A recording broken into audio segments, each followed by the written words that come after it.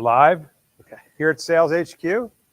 I'm your host, Vince Beasy, also the founder here at Sales HQ. And my guest today, Eric Boggs, nice to meet you. Nice to meet you, is my friend Eric Boggs here, who back in the day, we did this thing called the T-Rex Summit. And some of you out there might remember this orange branding we used to do here.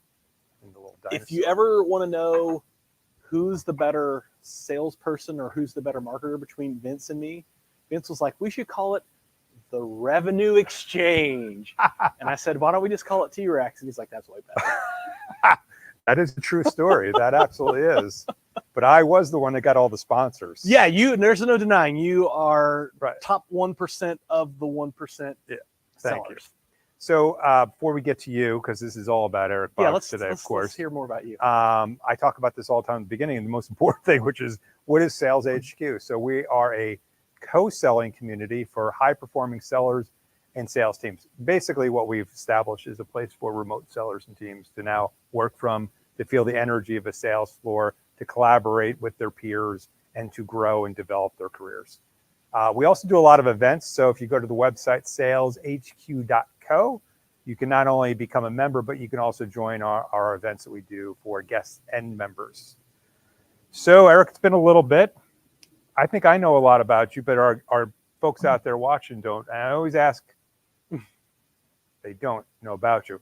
I always ask this first question, which is interesting to me, is how people actually got started in sales. Do you recall how you got your career started in sales? I have a few answers to that question. So who I am today, I'm the CEO of a company called RevBoss.com that does marketing workflow and lead generation for small businesses like marketing agencies, software companies, that sort of thing. We can get into that later. So a while back, my mom sent me a picture of a flyer that she found that I made when I was probably 15. And it was like, Eric Boggs will come mow your lawn, but you have to provide the lawnmower and the gas. And it had my phone number on it, 922-9126. This was like pre-area code. Like it didn't have 704 922-9126. And it said, I aim to please. So I remember I mowed a few neighbors' lawns. I know that's kind of like a cliched story, but that came up pretty recently as a thing. But what really kind of kicked off my career in selling was my first job out of undergrad. My senior year, I was an intern at the UNC Business School in like the technology office and fixed laptops and Blackberries and printers for very brilliant business professors, but absolute Luddites when it came to technology. And, those people liked me. Yeah. And they would say, hey, can you help me set up a home Wi-Fi network? And I was like, yeah, sure. That's something for the effort. Yeah. And so I built a little side business, a night or two a week. I'd go and set up a Wi-Fi network at somebody's house or get their printer online, like that kind of stuff. And it was just kind of fun and easy, and I liked helping people. Didn't make too many messes. Definitely made some messes.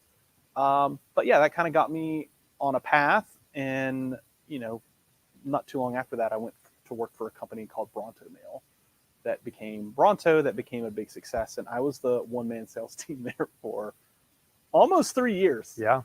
Like every dollar that they made, well, not every dollar, but a lot of the dollars. Is this pre-Matt? I forgot. Were you there before Matt Williamson? Yeah. Matt, I remember when Matt joined the team. There were 3 salespeople when Matt joined the team. And he's talk about 1% of the 1% top sellers. Like that guy might be the best seller I've ever known. Wow. And and that's kind of cool. He came in and joined the team, and I got to work in the product team, and customer success team, and kind of got to see a lot of pieces of it. But yeah, I love selling. I did a sales call today. You have to. Yeah, it's fun. So when you were at Bronto and you came in there early, the one of the one, I know who the 2 founders are. They're not from sales backgrounds. What did you have to do to get stuff started? I mean, you had never formally, it sounds like, been in a sales role before. No. You weren't trained. You didn't. Yeah, and it wasn't like I knew what you didn't come from Xerox there, right? Like it wasn't like I knew what I was doing Yeah. either. I remember meeting Chaz and him just being like, well, if you could do anything, what would you like to do? I was like, well, this seems fun. I'd like to do something like this. Like, you guys seem smart. I don't know. Let's build something. And I didn't sell anything for like the first 2 months. Yeah. And I know they had to think about firing me 100 times because I didn't sell anything. Yeah. I didn't know what I was doing. And I don't know. I guess they were just patient, and I figured out, oh, well, it doesn't work when you do that. It doesn't work when you do that. And eventually I just figured out, like, just be nice and be helpful and be accommodating and be yourself. That means you got a lot of inbound leads, didn't you? Yeah. I mean, I definitely did. Believe me, I did more than my fair share of cold calls. Yeah. But I think that, there's like a lot of things that have to work and happen for a business to kind of get its early flight. And Bronto was early AdWords. Like Google AdWords, like I remember Google IPO, like that was all happening around that time. Were you involved in that when they set that up? No, I wasn't. But I do remember the day that Chaz was like, we get to talk to someone at Google today. We were finally spending enough money with AdWords where we get to speak to a human at Google. Big day, yeah. And we were like, wow. So yeah, they were buying keywords on something, and I'd get I was just following up on what came in, and moved a lot of product for sure. So was it there that you got the entrepreneurial bug? Like, when did that? Yeah, well, I mean, before that, like what I was doing with the lawnmower business. Yeah, you didn't bring their own equipment, their own gas. Yeah, well, I mean, hey, you like lazy or brilliant, you tell me. No, maybe a little both. No, I mean, it was when I kind of figured out that these people would trust me to come in their home and do a thing for them, and give me $50 or $100. Yeah, I don't even remember. And I did enough of that to like team up with some buddies that worked in the IT department, and was like, hey, why don't we try to like do more of this? And we tried to do more of it, and it didn't really go anywhere. But it's like, oh wow, like smart guys can just form a entity and throw up a website, and suddenly you have a business. And then that, I guess that's what sparked it. And then the experience working at Bronto and just kind of seeing like, wow, these guys are smart, but they're not smarter than me. And they're just like trying. Yeah. And they're just trying. I mean, that really is like the hardest part, right? And sticking with it. Yeah. And and that's kind of led me down a lot of different things. Biggest takeaway from your Bronto experience? My biggest, that was biggest learning, I guess, right? You might say that was prehistoric. That was a long time ago. Honestly, as much as I learned working directly with Joe and Chaz, neither of whom I haven't seen those guys in forever, seeing Matt Williamson in action. Yeah. To see like a professional sales process and a professional like manager. Yeah. Not that there weren't others, but like he's one that I worked closely with and that I admired and kind of become friends with. Like him coming in just like a tornado in like the most positive way imaginable is something that made an impression on. I was probably like 25. Yeah, I was a child. But just your brain wasn't fully developed yet. No, I definitely did not have white facial hair then. But yeah, I guess seeing the like brute force it takes sometimes to just like make something happen, and that's something that I think about. So then you went on to start Argyle Social as a founder or co-founder. Yeah. Which is, again, like you're starting a company, you're in charge of sales, right? Like when you started that as a co-founder, when you divvied up the responsibilities, was the sales end of it part of your responsibility? Yeah, I mean, so my co-founder was a product guy. Yeah. And funny enough, he was the guy that took my old job at Bronto. And it was funny because I was a marketing kind of customer product manager, and he was a technical product manager. And that's actually a pretty good founding team. What do you mean you took your job at Bronto? When I left Bronto to go to business school. I see. That's interesting. It's like different sides of the product manager coin, but it's a good founding team when people are like product centric and customer centric, but come at it from different ways.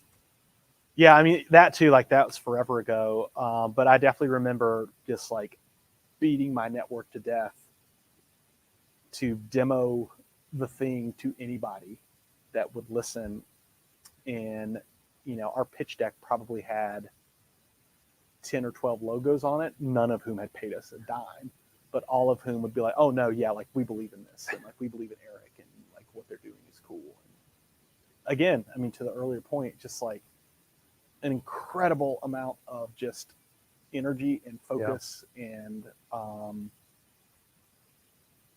just ruthless effort.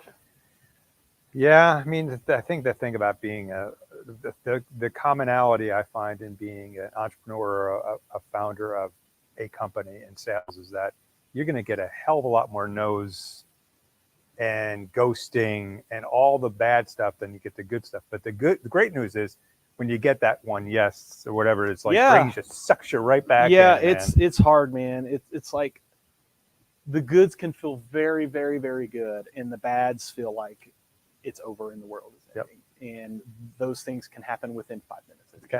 It's absolutely right. And that's certainly the case in sales. Yep. It's amplified when you're an early stage founder because like, well, this whole thing might fall apart. Yep. And it never goes away when you've got, a bunch of people on payroll that are paying their mortgage and relying on you, financing their 401k and daycare and whatever else. And it's based on, decisions you make right or wrong. And so the goods feel good because you can help people live a good life and you see the success that they have. But the bads can feel really, really bad. I mean, I think that's what people have to realize as they start their sales careers. Like, it's every moment is different. Mm-hmm. Just embrace it. And it's not a straight line either. Not even close to a straight line. So, I don't even know this question, answer to this question. I know the question actually. Why did you start RevBoss, by the way? Was there a certain vision you had or the problem you saw in the market? Get into that a little bit. So that's more recent history. I was consulting, like Argyle went down in flames, and I mean, we had a good business and it didn't have to end the way that it did. It could have ended very differently, but it ended the way that it did. That's fine. It's a whole other podcast episode.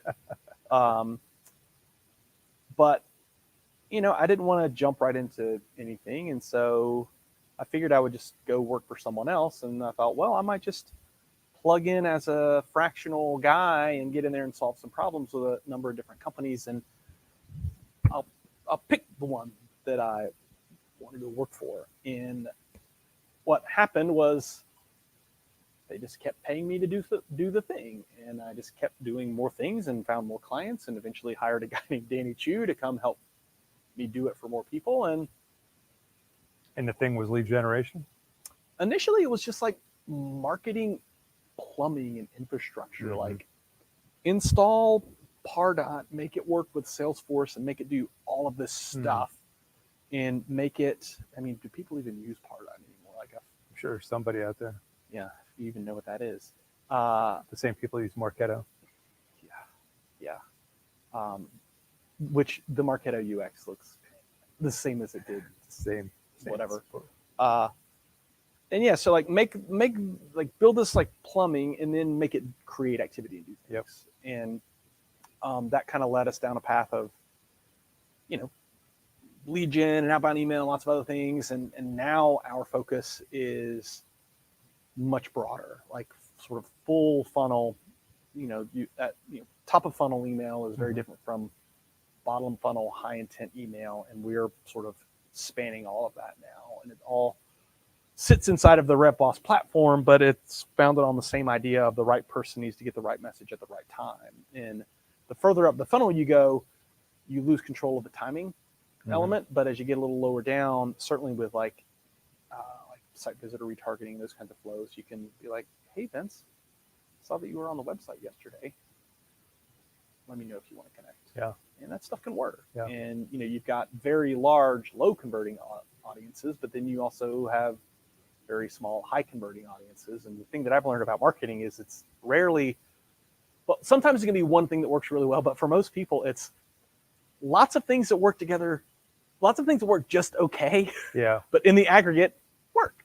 Yep. And that's kind of how we serve our clients today. So when you started RevBoss, how has it changed and morphed over time? Because everyone has pivots or changes.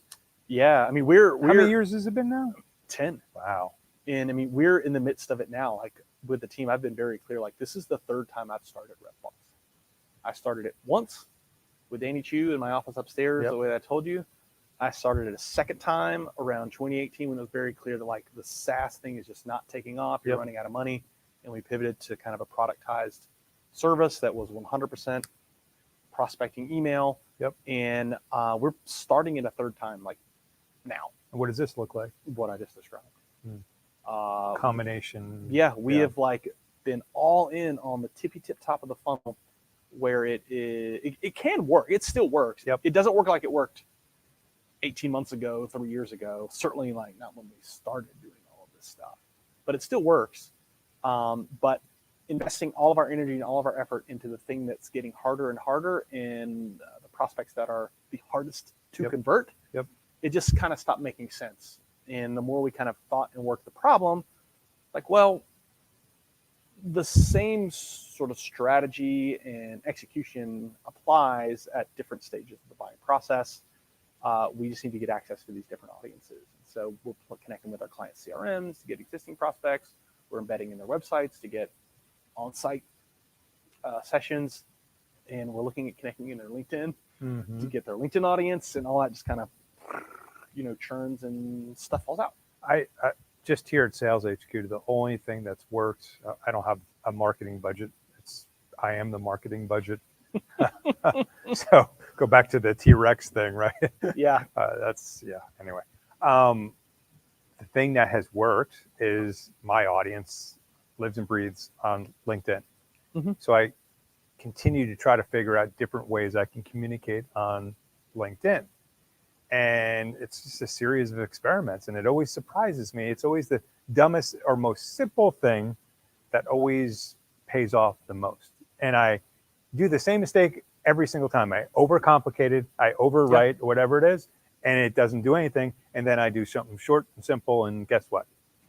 Yeah. Well, earlier this year, I went through, I had a goal of doing 100 short videos on LinkedIn, and I think I've done maybe 30 or 35. It's hard. It's hard to do a lot of things when you're the CEO of the company. But the one that by far outperformed the most was talking about the like smoking crater at Argyle Social. Oh yeah, Yeah. And you did that to generate interest for RevBoss. Yeah, it was more just like I'm just going to talk about things that are interesting. Yeah, And related or not related. It was related in that I am me. Yes. And that's it. Yes. And the second highest performing one was when we almost went bankrupt in 2018. We pivoted the business and like we're crashing into the ground. People love that and, like, personal. Pulled up just like at the last minute, and like the bottom of the plane scraped the tip of the trees, and we kind of made it. And did someone see that and fill out a lead form on RevBoss.com? No. Yeah. But my LinkedIn audience grows by 1% every week, like clockwork.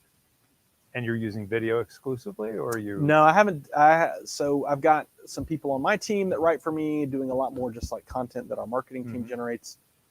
But Danny, the same Danny that was the first person that I hired at RevBoss, came back to work with us. He runs Physically here, or just he lives in Dallas, Texas, Okay. in the Dallas metro. But he came back to work for us, and it was really funny because he worked with us forever. Is this the third iteration now? Or? Yeah, and so he is a master at this process, and so I accepted a calendar invite with him today to kind of get back on that horse of doing more of the short form video content. And the strategy now is talking more about starting RevBoss for the third time and trying to find like more other personal stories, because that's what gets people. People love it. I used to think back in the day, not that long ago, all of a sudden people started posting really personal stuff on LinkedIn. And you're like, what the heck is this? And then boom, blow up.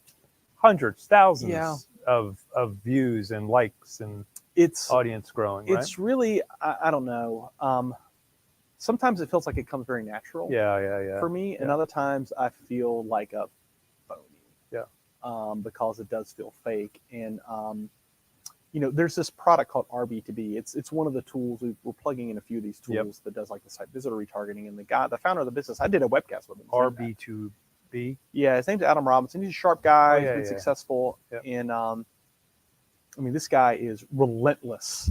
And he is, I don't want to say shameless, but he was like, look, I see my goal is to become the Kim Kardashian of B2B. And, He's good at it. I kind of thought for a minute and was like, I don't like her. And, no disrespect. I don't think she's watching. The people that watch that, yeah, I don't understand why any person would watch that. And so why would you want to be that? And like, I get it. Like, that's very natural. From a popularity standpoint. Yeah, that's, he can do that. I don't have that. Mm-hmm. I don't. You couldn't do that. Yeah, like I just don't have that. Yeah, And I hear what you're saying. So yeah, to your point about content and personal stories and whatever, I don't know what the balance is. So you use LinkedIn platform. Eric Boggs uses LinkedIn platform. Eric and RevBoss is one thing. It's just the same thing. You are RevBoss. RevBoss is you. I mean, it's like the founder brand, right? Right.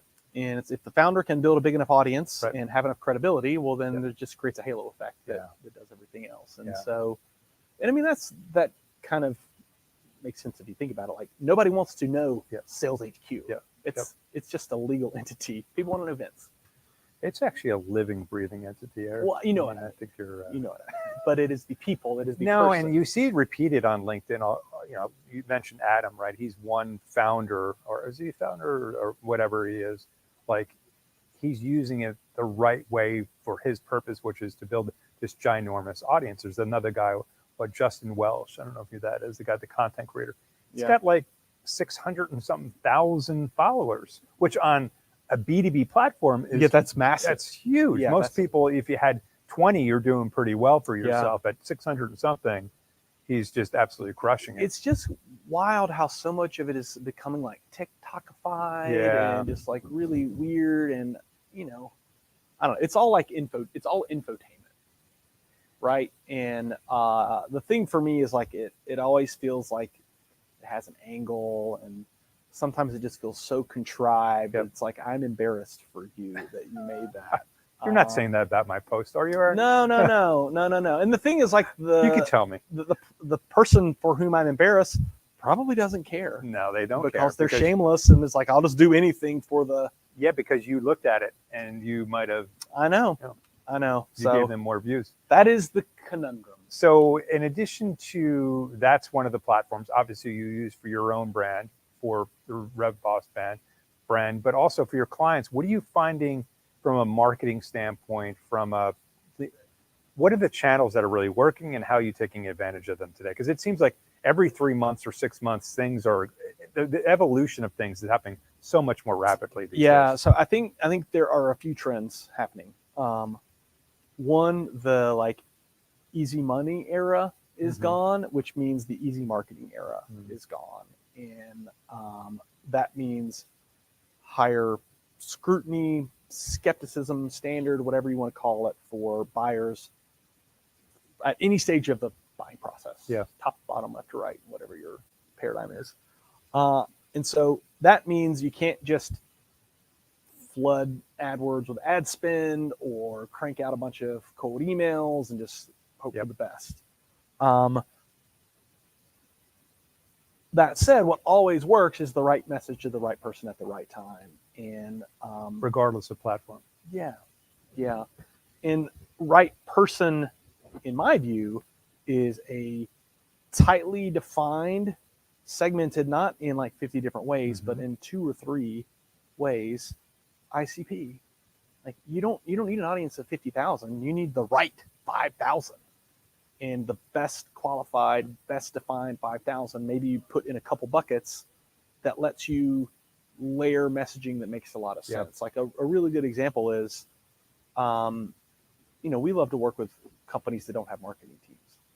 And so, hey, Vince, congrats on your 25-person PR team. I bet it's really hard running the business, being the number one salesperson, and being the marketer. Well, why don't you let us do that, right? And so we know something about you that lets us say something about us that shows that we understand you. And so we look at segmentation through that lens. And so then it kind of becomes like, all right, if you're the right person and that's the message I want to get in front of you, well, I can say it up here at the top of the funnel as a cold email or a display ad. I can say it here if you're in my LinkedIn audience or in like a legacy lead or something like that. And I can say it down here if you're happen to be on my website or showing some other intent. And so I think that what will work is a tighter audience and a tighter message and patience.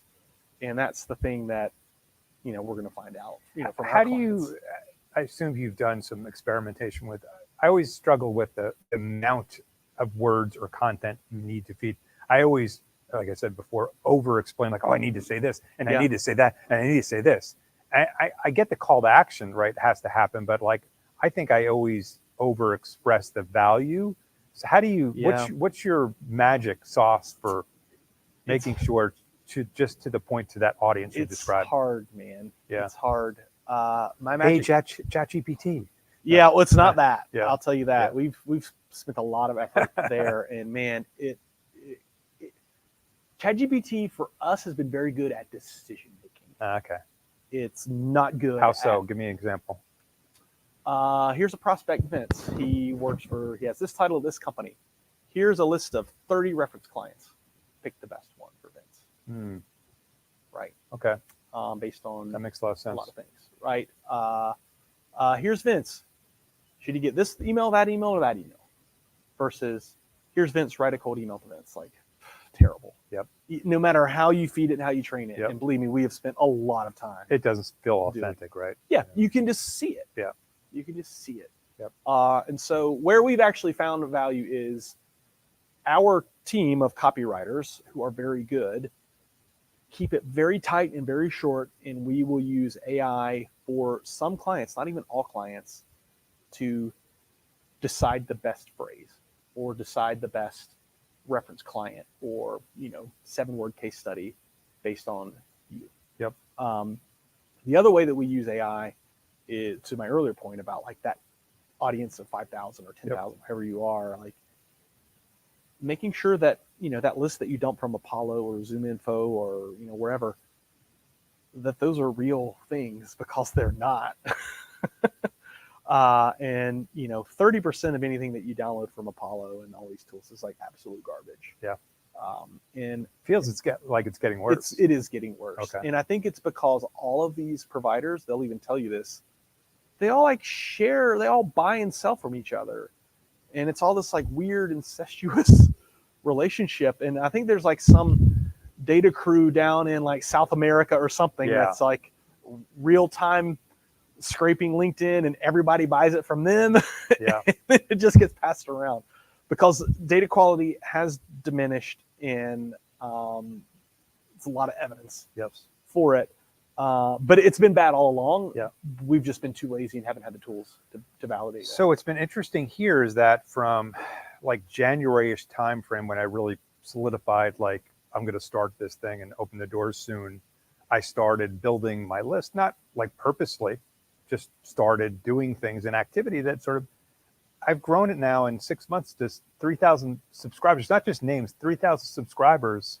I was like, wow, this is where I'm really starting to build some real value here, because these are subscribers to this asset that I'm sending them valuable content that continue to want it.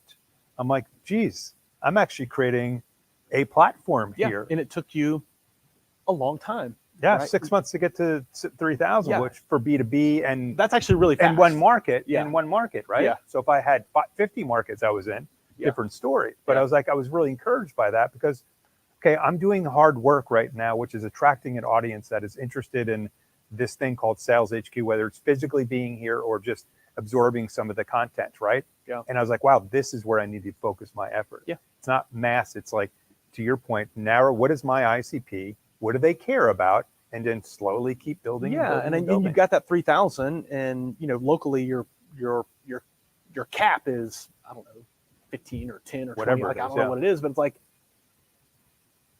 you know what you have and you know what you need to go get, and everything outside of that is just noise. It doesn't matter. And even outside of that 10,000, let's say, that you don't have, there's like a most valuable 2,000. Yes.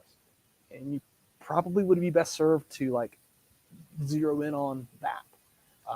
And it's amazing when you curate your audience and then you're communicating with them what they're interested in, and they're going to tell you what you need to write about. Yeah. You know what I mean? So honestly, as time came on, I was like, how can I do a weekly newsletter? This is daunting. Like, how do I come up with my next? That's easy now because I know what they care about. Yeah, we just like go talk to those guys back there doing a sales call. Like, hey, how's it going? What'd you do this week? It's absolutely, it's Yeah. that, and it's just what people are actually clicking on. Yeah. Like, okay, they're not clicking on that. They're clicking on. You know what the number one clicker of things are on my YouTube channel? Someone ringing the sales bell over there. An 8-second ring of a bell crushes my YouTube channel. That's great. Isn't it great? Yeah. Because some people are like, well, why is that guy standing up and or gal going to that thing and ringing it? That's called a sales win. Like, there's some people that don't even know what that is, right? Yeah. I mean, a generation. So, Yeah.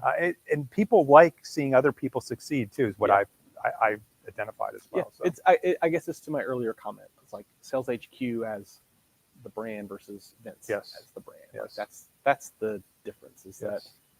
that it's why I do content as me. My Yeah. content is RevBoss. Yeah. And, it's why you do content as you.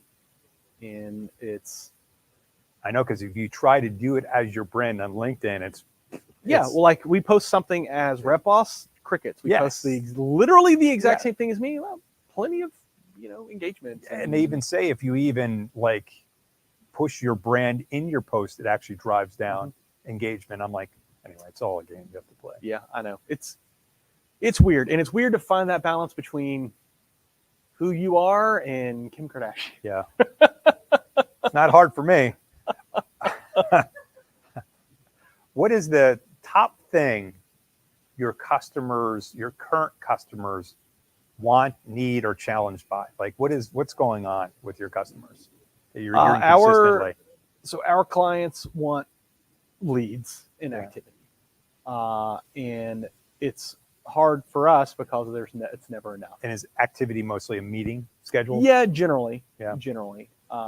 And yeah, that's what they want. And our clients range from, they're small. So our average client's probably 25, 30 employees. Some of them are 2 employees. Yeah. Some of them are quite a bit bigger, right? Yep. And you can imagine we have a handful of like higher education clients, like these like executive education at UNC Chapel Hill, UNC Charlotte, Arizona State.